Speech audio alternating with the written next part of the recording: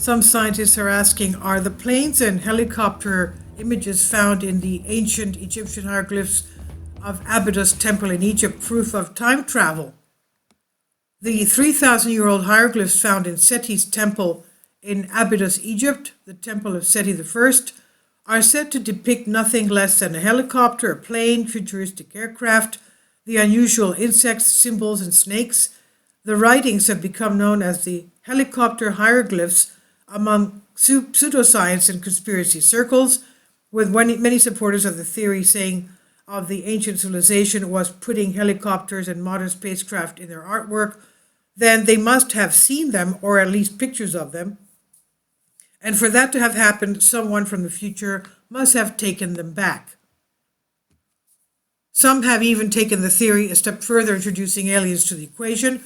One popular myth is that the advanced race, quote unquote, who brought details of futuristic technology to the Egyptians, were visitors from a far-flung, highly advanced planet to share their knowledge with the primitive communities on Earth. The ancient aliens conspiracy theory claims these extraterrestrials were the ones behind the development of the pyramids, Stonehenge, and other world-famous monuments. Ufologists who tour the country giving talks on researchers claim UFO conference in Warminster produced the helicopter hieroglyphs to continue the debate, pointing out the helicopter, he said, look at this, what it looks like, a rotor blade, and here is what looks like a rudder. He said, turning to the plane, he said, and what about this? Is that a rudder, and is that a wing? I'm not saying that this is a helicopter, but it's worth considering. Why would they put these images in, and had they seen them? But it appears there are other explanations than time travel that have been put forward. Firstly, skeptics say the lack of any mention if such aircraft or time travel visitors in and around Egyptian writings pretty much rules it out. Well, no, we do have ancient writings, especially in ancient Greece, that the Egyptians, of course, had flight. The Aegean, the Sea of the Aegean, Aeis, and Egypt means that Egypt means flight over the Aegean.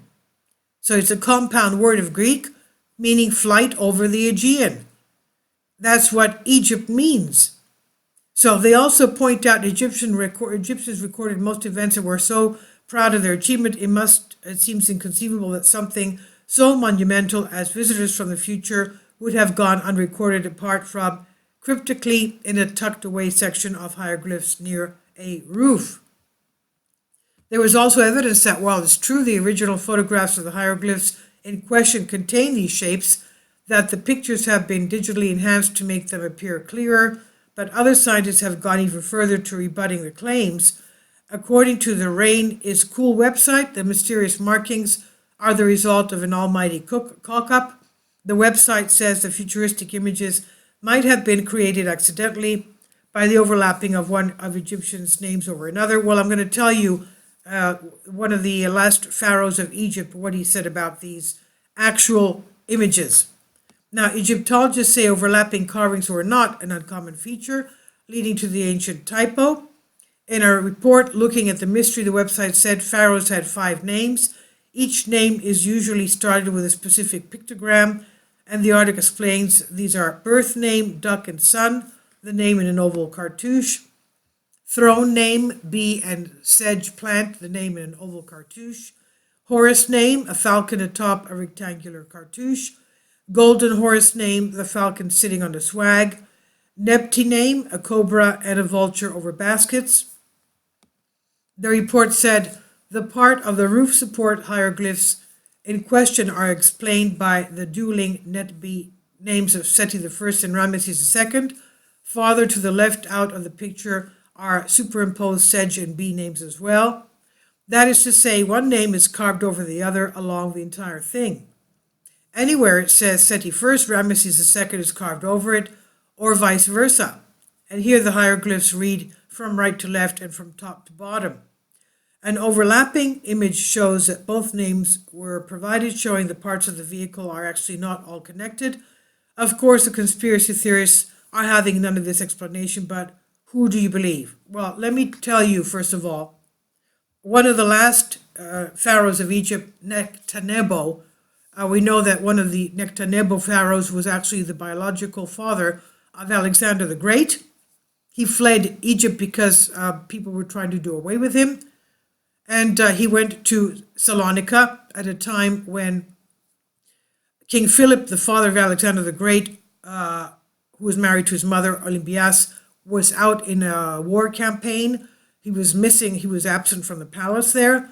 Nectanebo was there as he went in incognito as a magician.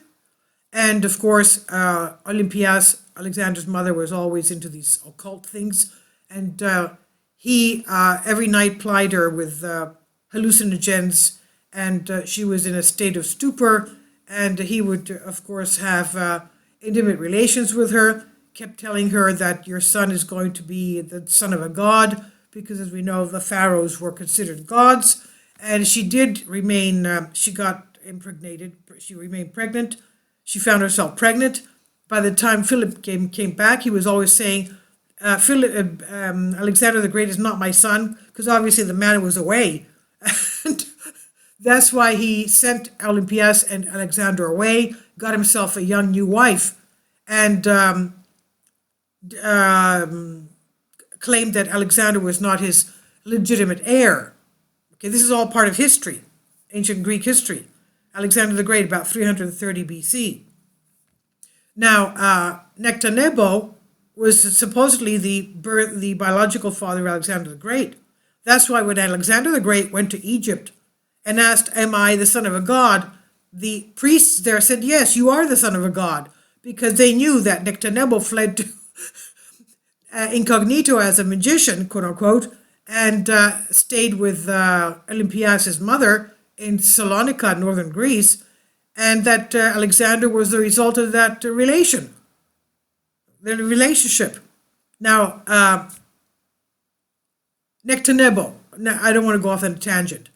One of the pharaohs before Nectanebo here was a pharaoh that did away with a lot of temples, except for this abydos temple of Seth. He says, I don't want you to do away with that because this has the hieroglyphs of our true ancestors, the overlords of Egypt, that landed there, okay, in Abydos. So these overlords of Egypt that landed there, and this temple was dedicated to them, showed their crafts, okay? So even ancient Greek texts talk about the fact that the ancient Egyptians had flight. They were flying all over the Aegean, all over the Mediterranean, who knows where else, maybe even all over the world. Maybe even, Machu Picchu or Nazca. The Nazca lines could be because of that. So that is part of history. Now, as far as time travel and proof of time travel in Egyptian hieroglyphs, I don't know.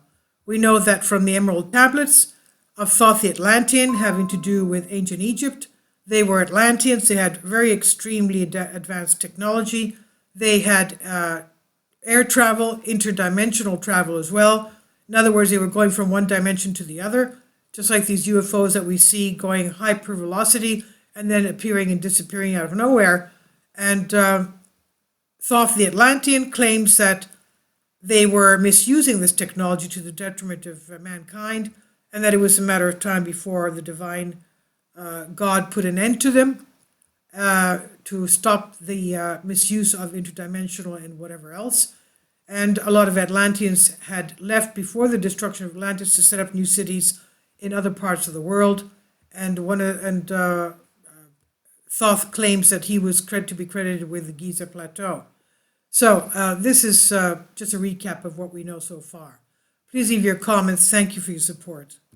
Kindly support my Patreon account.